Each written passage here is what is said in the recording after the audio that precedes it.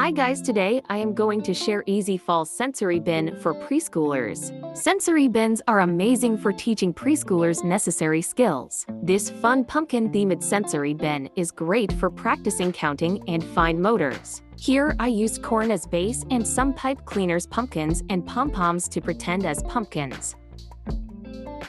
To practice counting, simply add a dice. Preschoolers can roll the dice and count out that many pumpkins. Also add a container to put the pom-poms.